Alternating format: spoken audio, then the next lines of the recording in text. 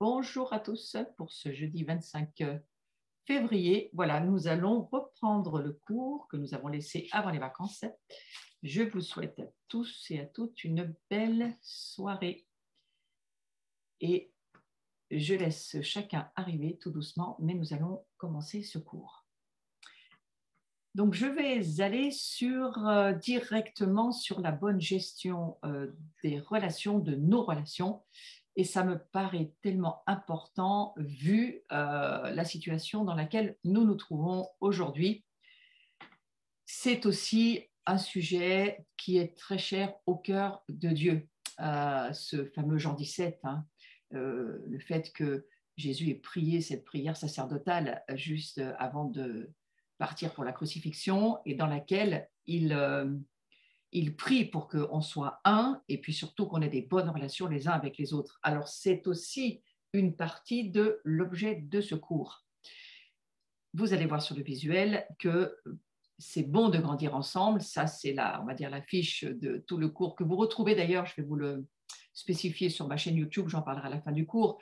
Mais j'ai travaillé sur une chaîne pour que vous puissiez retrouver tous ces petits cours de 20 minutes en direct. Et là, et en replay bien sûr, et là, ce soir, nous allons voir la bonne gestion des relations. Et c'est important de se le redire. Nous devons apprendre, lorsque nous sommes ensemble, à ne pas être sur la défensive, quelle qu'ait été la situation dans laquelle nous nous sommes trouvés. On est parfois dans des situations pas évidentes où les gens vous critiquent, vous jugent, vous donnent leurs opinions sur ce qu'ils pensent de vous et ce n'est pas toujours très agréable, il faut le reconnaître. Et le monde qui nous entoure, en tous les cas, il n'est pas forcément toujours très gentil. Alors, le Seigneur, lui, il nous a montré un modèle de vie dans tous ces comportements qu'il a pu avoir aujourd'hui dans toute sa vie. On le retrouve dans l'Évangile. Jésus nous a montré un caractère que nous avons besoin de considérer, parce que c'est important de considérer le caractère de Jésus.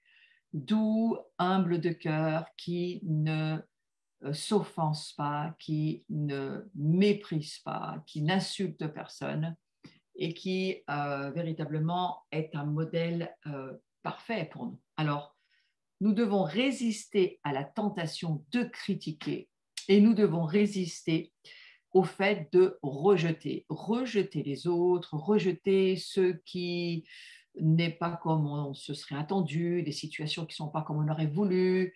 Il me semble que le Seigneur nous aide et nous apprend à rester le plus possible souple dans notre vie. Et ce n'est pas facile ni évident. La souplesse, c'est quelque chose qui vient alors que nous prions et que nous demandons au Seigneur de nous rencontrer. C'est dans sa présence que nous sommes transformés. C'est la présence de Dieu qui change notre vie.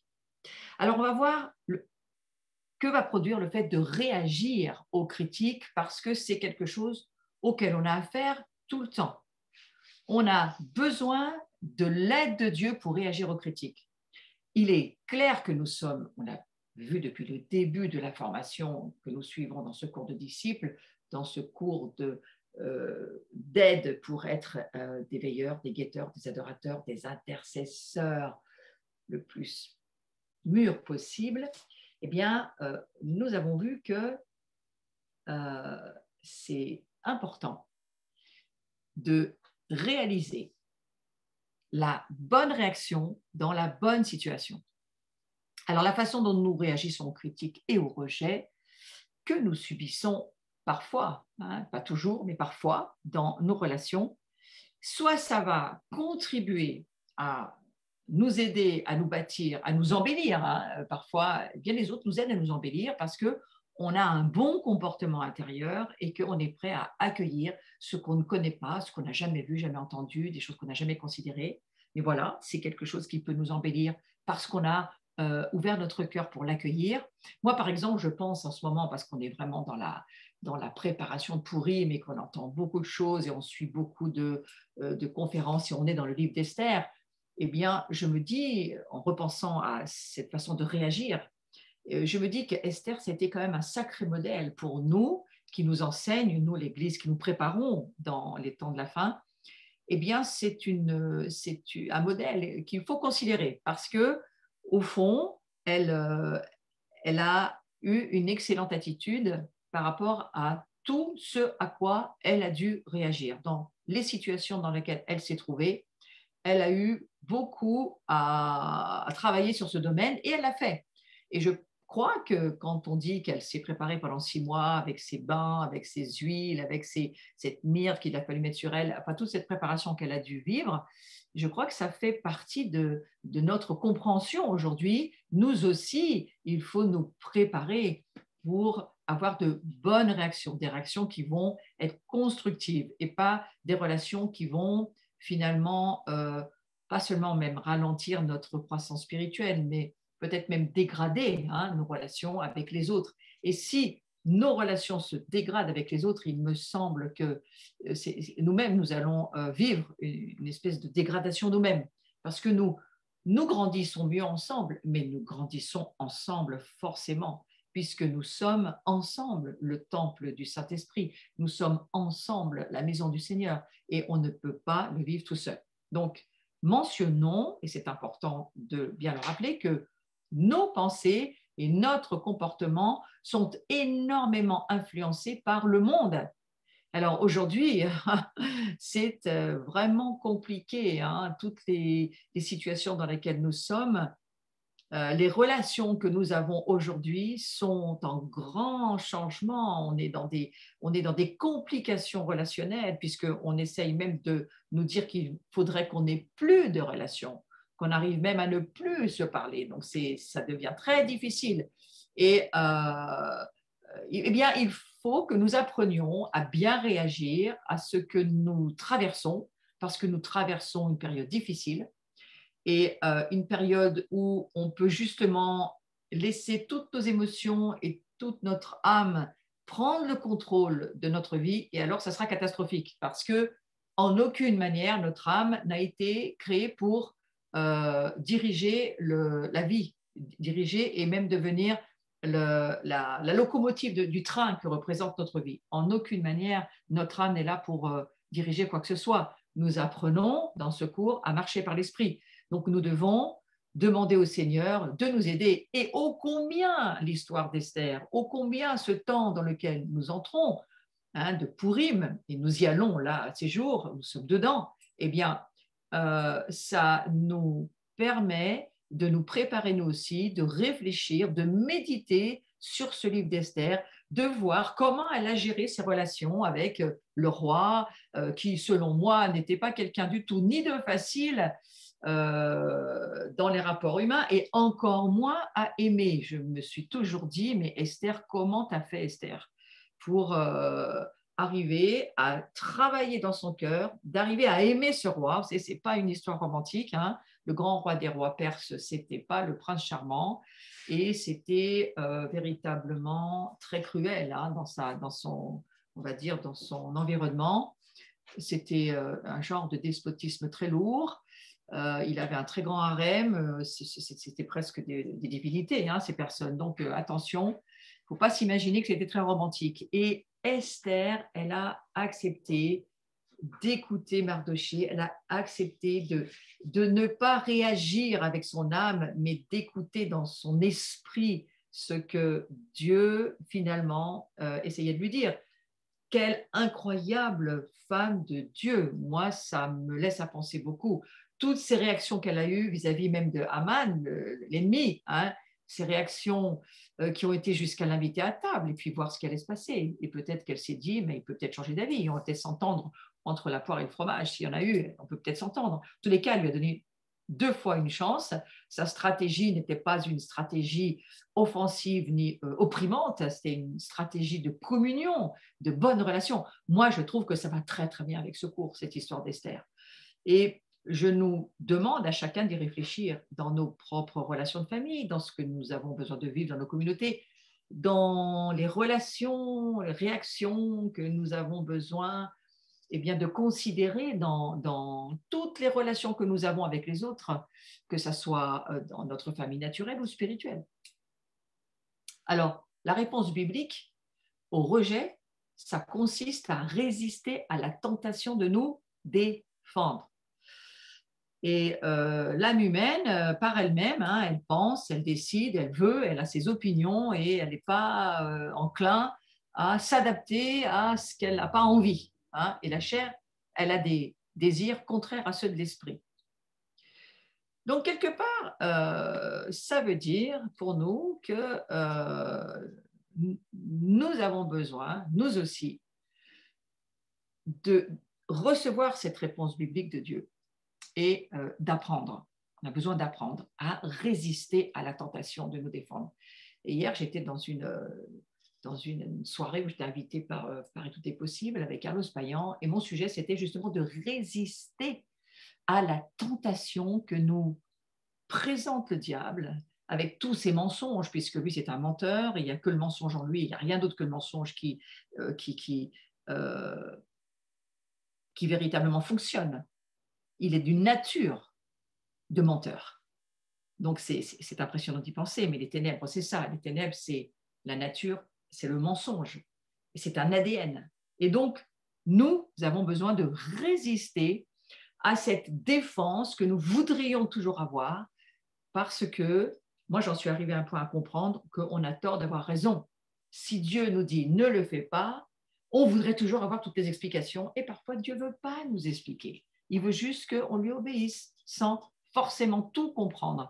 Et cet apprentissage à la sensibilité du Saint-Esprit, je me dis que ça a été toute la préparation d'Esther. Je reviens à Esther. Ça a été toute la préparation d'Esther dans ce palais où elle arrive.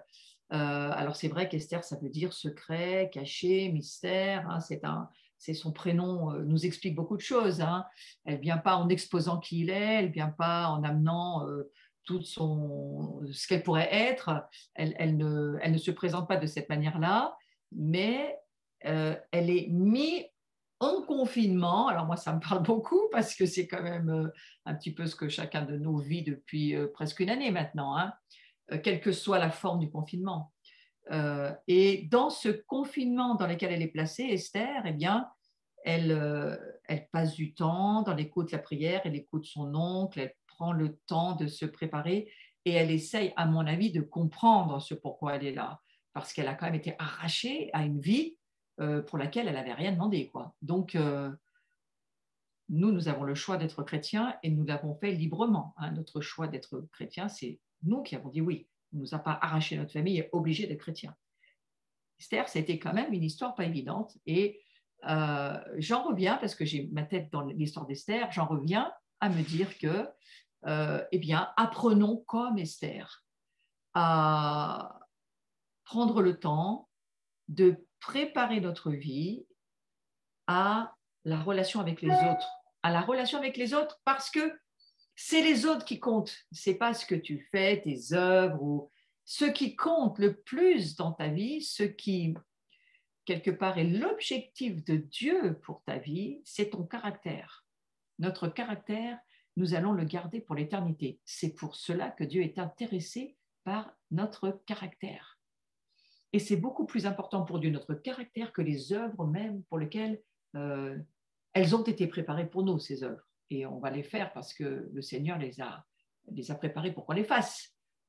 Mais notre caractère, c'est extrêmement important. Il est besoin de travailler sur notre caractère et Jésus d'ailleurs, eh bien, il nous le démontre. Hein. Lorsque la Bible nous dit, il est humble de cœur, il est doux, il est patient, tempérant, tout le fruit, avec toutes les saveurs du fruit dont il est question dans Galates 5,22, font partie de ce travail de notre caractère. Alors, nous nous ouvrons, et c'est important de le dire, à la croissance et à la maturité quand nous adoptons un comportement qui n'est pas sur la défensive face aux critiques et aux rejets. Laissez les autres vous critiquer, laissez les autres vous rejeter. Ça devrait glisser sur vous comme l'eau sur les plumes d'un canard. Ça s'apprend. Ce n'est pas quelque chose qui vient de lui-même, mais c'est quelque chose dont on prend conscience et qui est important. Alors, on va passer au visuel suivant, tentative. Hein, tentative, voilà. Je l'ai lu au dernier cours, mais je veux le relire parce que je trouve que c'est très important. Entre ce que je pense, ça c'est toute la communication avec les autres, hein, toute la relation avec l'autre, ce que je veux dire, ce que je crois dire, ce que je dis, ce que vous avez envie d'entendre, ce que vous croyez entendre, ce que vous entendez, ce que vous avez envie de comprendre et ce que vous croyez comprendre, ce que vous comprenez. Il y a 10 possibilités que l'on ait des difficultés de communiquer.